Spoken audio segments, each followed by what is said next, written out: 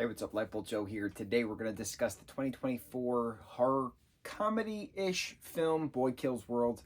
This premiered at a festival in 23, had its wide theatrical release in 24. Bill Skarsgård is the main character, Boy. A bunch of other people are in this. This is an hour, 50-something minutes. It should have been an hour and a half, would have been perfectly fine. My problem with this film is just how clunky the story is and the pacing and the music. The music did not match the action, the level of chaos that certain scenes had. It was too whimsical. That's the only way to explain it. And because there was a disconnect between what was being seen on screen and what was being heard with the ears, it felt weird. So I've seen a lot of reviews for this particular film where something's missing. What's missing?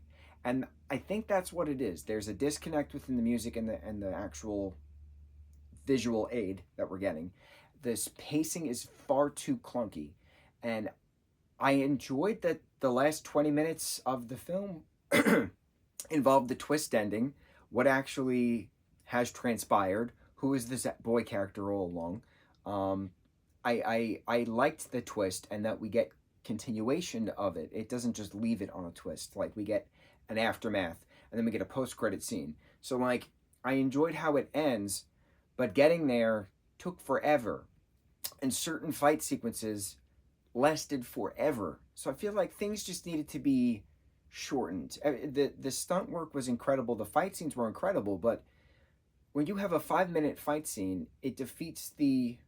When you have a 5-minute fight scene and it's just continuing to linger, and like there's a point halfway through you're like, okay, it's over, on to the next scene, and then like, oh no, we're gonna get some new people in. It's just like, do something different. The only like 5-minute fight scene I've seen that really works is the the very first Kingsman film, when it was like a 4-minute something minute long fight, 4-minute and something second long fight scene to Freebird, Leonard Skinner's Freebird. Absolutely incredible, and the camera just kept panning, and it was insane.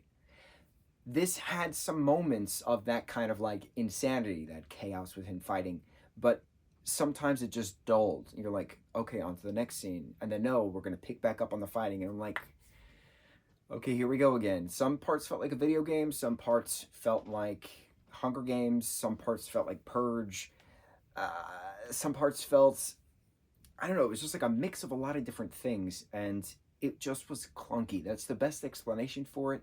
I thought everybody did a great job with the material they were given. Bill does a great job for a character who is forcibly mute and forcibly deaf. He doesn't say anything, he just screams sometimes here and there.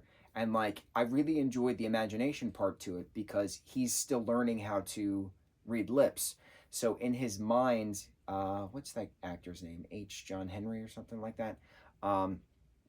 Who's the voice actor of Bob from Bob's Burgers.